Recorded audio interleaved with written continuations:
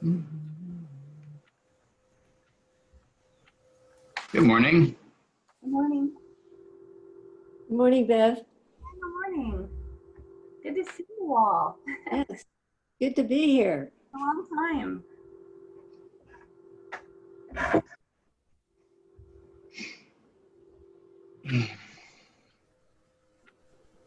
Oh.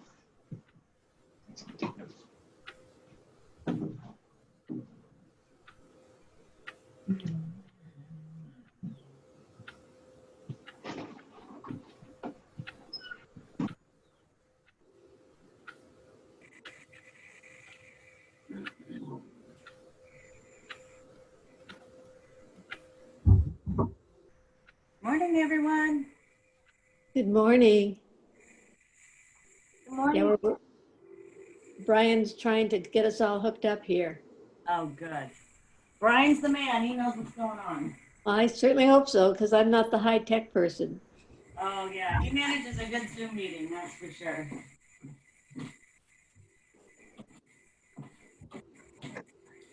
Sunshine coming in at odd spots. You know, I sit here and it's like, what time is it? Is it the morning? Is it my 10 o'clock meeting? Is it? Yes. Yeah, I've seen the sun peering up. I can see the trees in my backyard with shades of light. Yeah. Yeah. So I'm always moving my little sun blockers around up there because I don't want to put blinds up. I want to just look at my trees. Good morning, everybody. Hi, Good Miss morning. Mary. Hi, Beverly. I haven't seen you for a while. How's it going? How are you all doing? Well, I'm Crazy. doing well. I can't complain. I've been gardening a lot. My garden has looked great. Mine was looking great till I left for a week and my daughter didn't water anything. So, you know, everything was just about in that spectacular place. And it was like, well, how'd you do with that? Yeah. Watered in the morning I got home. It's like that's enough. Well, this week, this week is going to be so warm. Our gardens are going to start melting away, I think. Yeah. Yeah. I'm going to be pulling, and I always get to that spot with the big old leggy petunias. You're like, well, there's still life on it, but they're just getting horrible. And it's like, if I do it today, I won't get back to it for a month. So anyway, I think I'll be at this weekend. My back gate was left open a week ago and the deer found their way into my backyard. But they had the most wonderful time eating my flowers. Yes, I had two big bucks, 3 points in my backyard as well, hanging out by my pool, eating all my hostas. Yes. Petunias too, so. Yep. So, well, they're all coming back, but I think they're going to be short-lived. Yeah, I'm just grateful for the time I had them.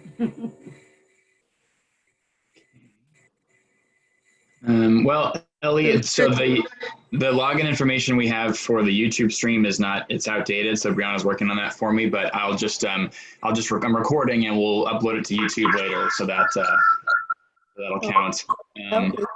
We've got Mary on, we've got Bev on. Yeah, we have a quorum whenever you want to get started. Andy's here. Hi, Andy. Hi, Andy. I'm glad they have your names on it because you look different. Got a ponytail. I got a busy day. Well, it's been a long time since I've had a 7:30 meeting. Yes.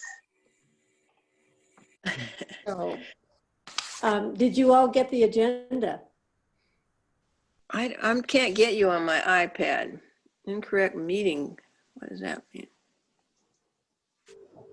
All right. Do you have an iPad app? I've been on Zoom lots of times, but it says I've used the wrong code. Okay. 932. 932020. Yeah. 92020. I'm gonna try. I got on my iPhone, but not my iPad. 93. Well, do you have the two of them together? Because sometimes it doesn't work when you've got both of them on at the same time. See, Ellie, you are high tech. Problem solver.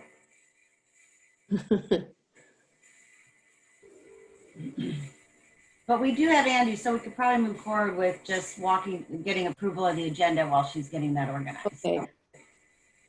So let's take a look at the agenda. The last minutes I have from March, is that right? Yeah, and I forgot to send them out to you, so we'll do that next month. Okay. And we have no public comment this morning, so we'll just go right on ahead with our new business that we've got here. And let's take a look at the 2020 work plan. Cool. The document I have is corrupted. So I'll just tell you that the main things on the work plan for 2020 were all the regular stuff, and then focusing on a family workforce development initiative and a youth mental health initiative, and then obviously continuing to use the community collaboration. So the family workforce development initiative is actually going really strong and going well. So I think a couple of you were on with our youth serving organizations. I'm gonna stop sharing. You were on with our youth serving organizations in June, but I've been meeting with the colleges basically once or twice a month and trying to find really actionable data about training programs that will lead to living wage jobs. And then we started talking to the youth serving the organizations, so communities and schools and the library system and the school district and Boys and Girls Club and YMCA. And we said, you guys are already doing college going culture work. So how do we intertwine that work that you're doing with this information that we're gathering? And they give us some really good feedback and ideas about communicating with youth. And so we kind of kept moving forward. And right now the schools have identified 6 alumni from their programs that are currently either earning a living wage or are in the sector that they wanted to be working in, who are from Lakewood.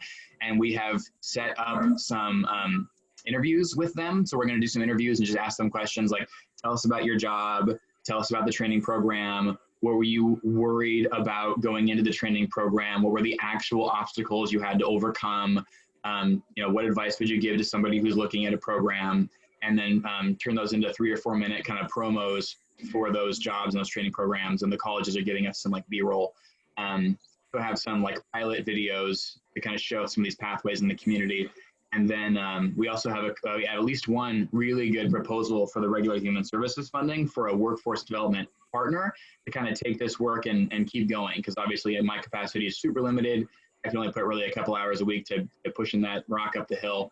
So we've been looking for a workforce partner to help get that going and make sure all the families in Lakewood know you can go to one of the colleges and get this specific training program and get a better job in 18, 24 months. So that's been going really well. Everyone's really excited about it. Any thoughts about that before I talk about the other one? Have you been logging into America's Promise by any chance? No, I haven't. Not since the summer. I should. What are they up to? I should forward some of their material to you. They've been talking about youth and job opportunities and ways in which to engage youth and Cool. Provide resources. So yeah, I'll go ahead and forward those things to you. Cool. And we did talk about, obviously we didn't have them over the summer, but we'll be looping in the youth council to be a part of that process as well. I will tell you the thing from the youth specific meeting that we had, and I just felt like so stupid coming out of it, was I went in being like, what would you guys do? And I was like, what about TikTok videos? Is that how youth communicate? And they were like, absolutely not. The only thing that works for youth is relationship, like face to face. They need to know you and trust you, and you talk to them like a person. That's the only thing youth respond to. And I was like, oh, that's an embarrassingly old person assumption about young people that I don't get anymore apparently. So I'm aging myself. But that was really cool to kind of hear, and then hear about the youth serving organization said, we do a really good job of bringing in employers to talk about jobs, but what we don't do is equip them, like help them understand how to communicate information that is actionable. So someone will come in and talk to youth and say, I'm a firefighter, it's really cool. And the youth will say, oh, that's great. I want to be a firefighter too. And then the next information they hear is a generic, go to college and get a degree. But they never get told, if you want this job, if you want to be a coder, if you want to be in low voltage electricity, like if you want one of these jobs that pays $50 an hour, how do you do it? Give them that information. So that was the conversation we ended up happening. How do we use the colleges to get that and the employers to get that information to the employers who are talking to the youth, so that they have actual actionable information.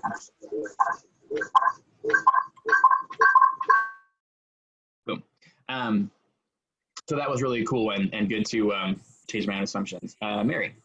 I was just going to say, Brian, I just wanted to, and I know it's been just so scattered with meetings and people, but you've done such a great job bringing different partners together, which is kind of what Lakewood Promise is all about, and just keeping that conversation going. And I know it's been challenging during this time, but you've done such a great job, and just keeping it moving forward. You know, so many things have sort of just lagged, and to put the people together to prepare for a potential funding source, which is the human services funding, which is, you know, a pretty competitive process. But having the conversations and the exchange and the dialogue and the concerns and the data that you put together, I mean, to really help us have a good potential project to move forward. And then bringing the youth council back together in the fall. We just had this conversation at our staff meeting, is that we've used this youth council, which is up to, I think there's like 23 kids, very diverse group, to utilize them as a voice, as you said, meeting with them, hey, what's happening? You know, really working with them from a focus group perspective and utilizing that diversity and that voice and that age to find out what the needs are, also what some solutions are. And we'll continue to do that. But anyway, I just wanted to compliment you on, with all that's been going on in the world, in your life and our lives. Good job on just moving that forward so that we're ready for this opportunity in this period of time. Good job. Thanks. And then the other part of that process was going to be Joyce and Michelle both had another meeting, so they couldn't join us this morning, but they've been very excited about an annual college week. And we've said, with everything shut down, obviously we're not going to plan that for 2021. And the original plan was to do something this October. Obviously, we're not going to do that either. So they said, when the pandemic is over, we will revisit the college going culture week idea. So they're both excited about that, but they wanted to put it on the back burner because everyone is swamped. That's what's up with that. And then the other part of our strategic plan is a youth mental health initiative. And we kind of put a pin in that before the pandemic, because that was going to be the school district's 3 to Succeed initiative. That's based on getting the whole community, starting with teachers, but then we would help bring that out to the community, just helpful ways to engage youth and talk to youth in a way that gets them more engaged. We put a pin in that.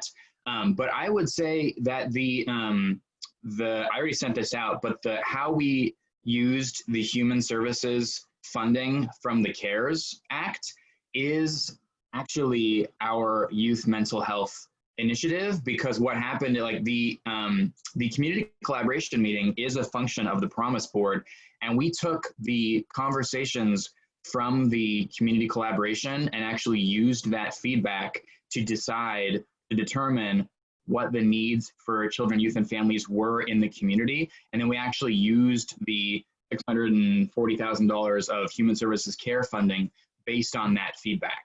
So that's what we focused primarily on, economic resilience, because that's what families needed most. But then the next most important investment was youth mental health and trying to address the summer learning loss, the extended summer learning loss, like the 6 months of summer learning loss.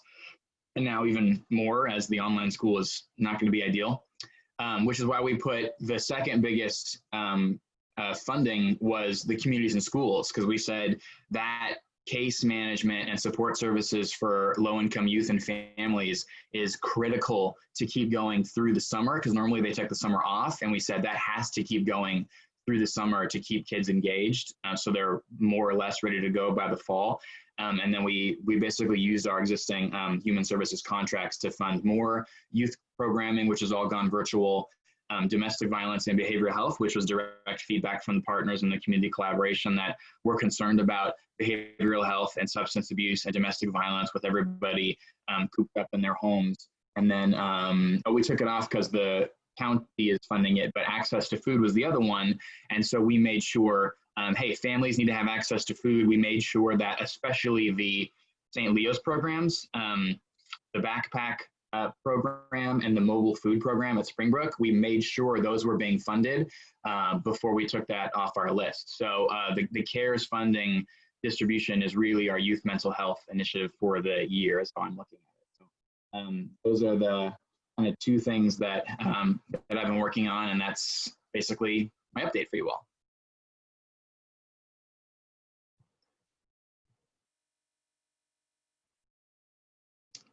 Oh, I'm unmuting you, Ellie. Hey, Brian, you have community collaboration on there. Are you going to talk a little bit about what the future is for that this next 3 months-ish? Yeah, that'll just stay virtual for the time being. I'm going to send out the invitation for next week's meeting today. And I think it worked the way that we did. So we did 3, and the first 2 we did in the spring were like a regular collaboration meeting, and it just is too long. Like the Zoom meeting should not be more than an hour, and ideally like 45 minutes. So for the June meeting, I actually kept it to a 30-minute meeting, and we went for about 40 minutes. And so to do that, I don't have like a guest speaker. We focus on these topics. So we basically said, hey, partners, we're going to get together and we're going to look at this list of needs that we've identified, and let's update to see what we're seeing. So economic resilience. And so like for next week, we're going to talk about, hey, we know the eviction moratorium has been pushed off. We got the rental assistance, the unemployment, the enhanced unemployment benefits are over. What are you all seeing in terms of the economic situation of families? And then same thing for access to food, youth mental health, with the school year starting, like what are you partners seeing? And the way I'm going to frame the conversation for the next 3 months is we're going to look for needs, for resources, and for opportunities to collaborate. So those are the 3 things that we're basically going to check in about and then see where we can find some actionable stuff. So that'll basically be a little bit more informal conversation to keep it shorter, but a structured goal for each month's meeting. I'm just going to keep talking because I think the work you've done has been so great. I just wanted to share with the board that because of those collaboration conversations, doing them virtually, provided such good information to our city council and to other folks as we were developing, you know, all of a sudden this CARES money came in, and so the perception that, oh, we need to put it here or we need to put it there. But Brian being able to say, okay, those are great ideas, but let me tell you what we're hearing from the providers in the field. Here is, you know, we know domestic violence, but really it's this part, this is what we need to do because of what's going on or whatever. Really good conversations. And it really was helpful. Mary, you might be able to share with that as you were, the council was making some really important decisions. Brian was able to give them really a on the ground reality check of what's happening, not based on, you know, maybe what you've read or who's squawking in the corner about this or that. It was really good local, what's happening to our people. And so I just think that, again, those conversations have been so important to try and keep people connected, especially those that are really working with our more vulnerable citizens, just to make sure that we're able to do what we can, you know, as we, in our areas of control, which is not much, but there has been that resource allocation. So I've found them to be super interesting, you know, and so it's actually easier for me to click in and click out. So I've really learned a lot as well, just being able to zoom in and out. So anyway, that's been helpful. It is about the relationships, for sure. Well, that's great, Mary, because I feel like I've been out of the loop here.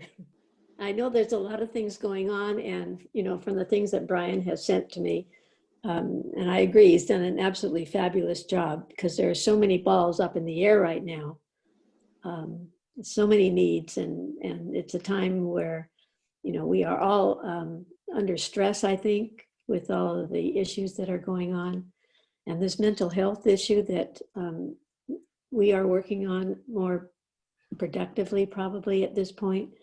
I think I'd like to know more about what's going on with our school district. I don't know, I haven't heard a whole lot yet, but I can imagine how our students are feeling and our parents are feeling. So, you know, whatever we can do to help mitigate the stress in that area, I think would be wonderful. Yeah, I think what we're going to find especially for next week's next week's collaboration overlaps with, you know, by next week, everyone will have started school in whatever format they're going to be doing. And I suspect what we're going to hear is all these concerns remain, But the two biggest concerns we're going to hear are the long-term economic resilience. I mean, that evictions moratorium, we can keep pushing it off. That's going to hit at some point. It's just going to happen.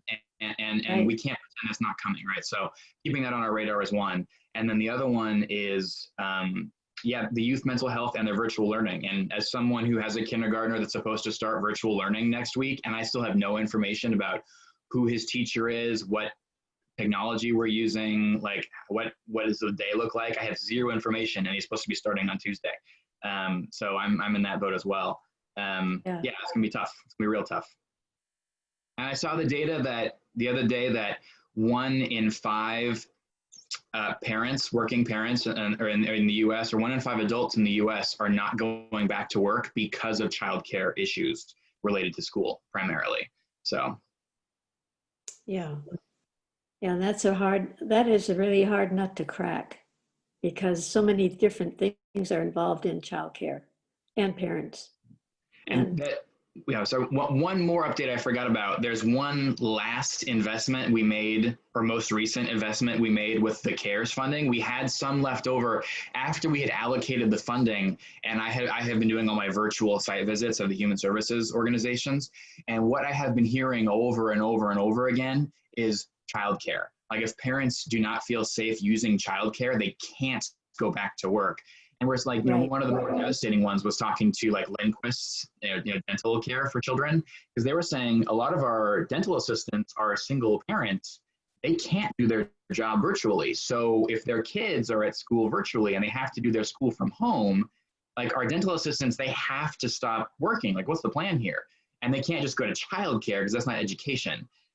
So one of the things that we did do we had about $20,000 that was unallocated. You may have seen the competitive childcare mini grant application we put out there a few weeks ago.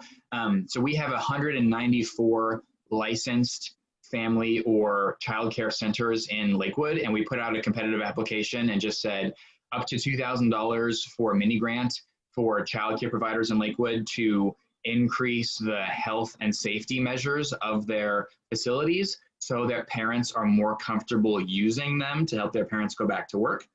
Right. So we had 12 providers apply for funding, and I dispersed all those contracts on Monday to do things like buy cleaning equipment, buy PPE and masks, get signage to help maintain social distancing for drop off and pickup, to buy things like tables and chairs that are easier to clean, in part to actually make the facilities, safer and healthier, but also in part to increase the perception to help parents feel more comfortable.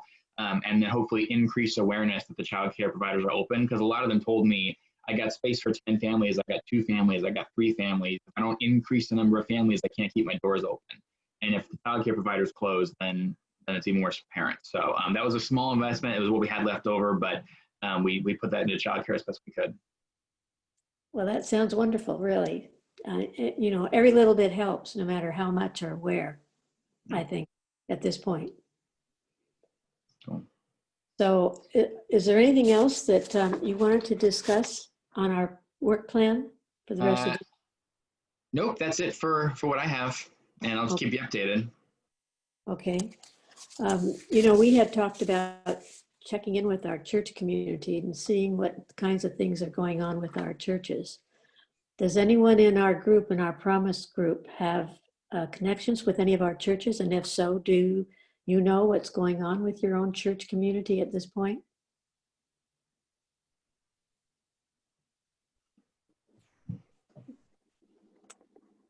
No response? LA. Hi, Mary? It's Mary Moss. I was just going to say that we have a small gathering. I go to the Lakewood Conservative Baptist right there on Silicon Boulevard. And yes. So we have about 25 to 30 people. The church will accommodate up to 200. So we're able to spread out. So we are having all of our meetings in person. We in the interim now looking for a new pastor. So we're not as geared up to do some of the things that they do, but we do support some of the community needs in the area. Okay. Mm-hmm. That's good. I think I'm going to make a contact with the churches in our community and kind of get a measure as to what's going on in that regard. I know that Christ Lutheran has full service school and childcare, and we've had a latch kid program for a long time. I'm not sure where we stand with that, if we're, totally filled up yet. But I know that other churches are doing similar things as that. We're not able to have our nurseries open for the parents to bring the children in, so that part is not open. Yeah. But we do provide food to some of the locals. Yes, I think most churches probably do. Mhm. Any other comments along that line? Okay, I'll go ahead and make some contacts and see where we stand with that. Okay, what else do we have on our agenda this morning? Our upcoming meeting will be what, the first Thursday in October, Brian? Mm-hmm. And are you looking for a Zoom meeting, or do you think that Yeah, we'll that'll stay virtual until, well, I don't know really until, but I think that, what's probably going to happen, because I've been thinking about with the Community Services Advisory Board too, is when we're in like phase 3, we'll probably keep doing a hybrid version for a while. So we'll meet like in the council chambers, and then have a social distancing option to meet in person, and then keep it virtual so we can Zoom in or be in person until, everyone's vaccinated a year from now. But in the meantime, at least for the next couple of months, we'll stay virtual. We'll just do Zoom. Okay, sounds good. Keep us informed. If you can, send us a copy of our meeting today so that those of us who are not here have an idea of what was discussed. Yeah, and I couldn't get the YouTube thing to work, but but we will upload this video to YouTube by tomorrow. Okay, great. I just wanted, and I don't know if you mentioned this, Brian, because I'd step out for a second, we do have our joint meeting coming up with council, and so that'll be a point of conversation at our next meeting on October 1st. The joint meeting will probably also be virtual. We've been doing that with our council. So I do have to say that the conversations have been a bit reduced, only because there isn't that opportunity, with a big webinar kind of blah, blah, blah. But we'll still want to prepare to go over the work program similar to what Brian did today, and have, maybe be thinking about what kinds of questions we might want to ask council, either regarding what's happening now, or maybe to give some perspective as to a defined work program for 2021, because we are finalizing our budgets and looking at, Brian's time has been, he's a half-time person. We've been adding time for promise. We've been adding time for choice. And then he took on all of this care stuff. So, so that's been great, but, he has a limited resource. So we want to make sure that our work program is specific to what we can accomplish. And of course, the more partners you have and the networking that we have makes us, more successful and more efficient with that resource. But we'll want to be thinking, the joint meeting is really to talk about what we accomplished this year and what's happening, but we'll also want to be thinking about what, just how we help work on our 2021 work program. So Eric, what's the date of that? I think it's October 26th. Brian, do you have that handy I was just looking at that. I think it's October 26th, then that's typically at 7 p.m. 7 p.m., right. Yeah, we're the first ones on the agenda. Typically, Ellie would start off. We can talk about the format, but most of you have done that, I think, in the past. We've always kind of taken turns in sharing, so we may want to rethink about how we present the information, just because it's harder to, like, if Ellie talks, they have to stop it, and then she buzzes in, and then if we wanted Wanda to take a piece of it, then she'd have to, it's just more complicated. It's more complicated, right? Yeah, but So yeah, do that. yeah. So we'll just work on that next month. We can talk about it, right? But I just wanted to get the date on my calendar. Yeah, we'll want to get that out to everybody to mark your calendars, and hopefully. We'll need to get the date October the 1st out, so everybody knows that we'll do another virtual meeting with our Promise Board. I'll create the invitation and the Zoom meeting tomorrow and send it out. And it is the 26th. I just verified that. Okay. Thanks. And then the thing, so something to be thinking about between now and then. I mean, the two things on the Human Services dashboard, or two of the things are a family workforce development initiative, and then an initiative related to youth mental health. Well, the workforce development initiative is going to be overseeing the work at whatever partner we bring on. The community collaboration, we'll keep working on to figure out how to do it virtual. But the big question mark is what do we do to support youth mental health moving forward, especially if the school district is going to be as insanely busy as they are now. I mean, that 3 to Succeed may not be a conversation until like 18 months from now. So what's the 2021 youth mental health intervention? Okay. Sounds good. Thanks, Brian. Any other? Yes. Any I just other? want to remind you that the board member updates is the other thing on the agenda, just reminding you. Okay. Any other comments from Mary? Am I on audio? Yes. You can hear me? Yes, Yeah. we can. Okay, something's been going on with my audio because I didn't think you could before. When you were talking about the youth council and getting resources, I think it was about jobs, it occurred to me that Rhea Johnson, who was a member of the youth council years ago, works for State Farm.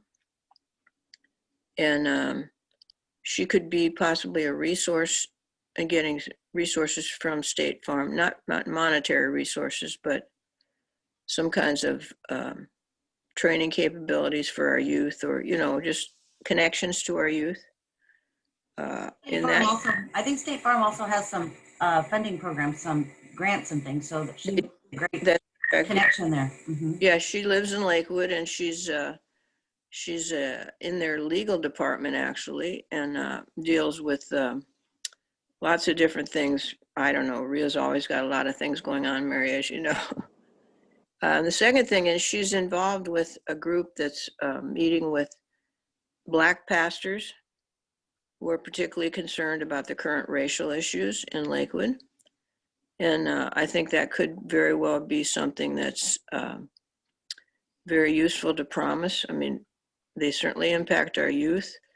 And I think we ought to be updated about what the current situation and relative to the police and racial situation in Lakewood is. I'm not knowledgeable except through Rhea. They've just had 1 or 2 meetings, so it's just something I think we should be well aware of. This is different from Mary's group, which is the multicultural group. This is a number of Black pastors who are trying to begin to deal with the issue of police interaction with the community. If I may add to that, what the Multicultural Coalition is working through the school district, and we are partnering cops and students. So last year, we had to put it on hold because of the virus, but last year we were able to go to Hudloff and Lockbourne Middle School and host meetings just with the students and the police department. And that was very successful. Once the students learned that they were at a safe place, they could let their voice be heard, they spoke up. And so we learned a lot from the students, and the students learned a lot about the police. So the relationship building is ongoing. And once this virus is over, we want to reconvene with that, because that was very effective. Okay. That's outstanding, Mary. Thanks. Yeah, thanks for that info. Does anyone have anything else to add today? Any comments? Is everybody surviving?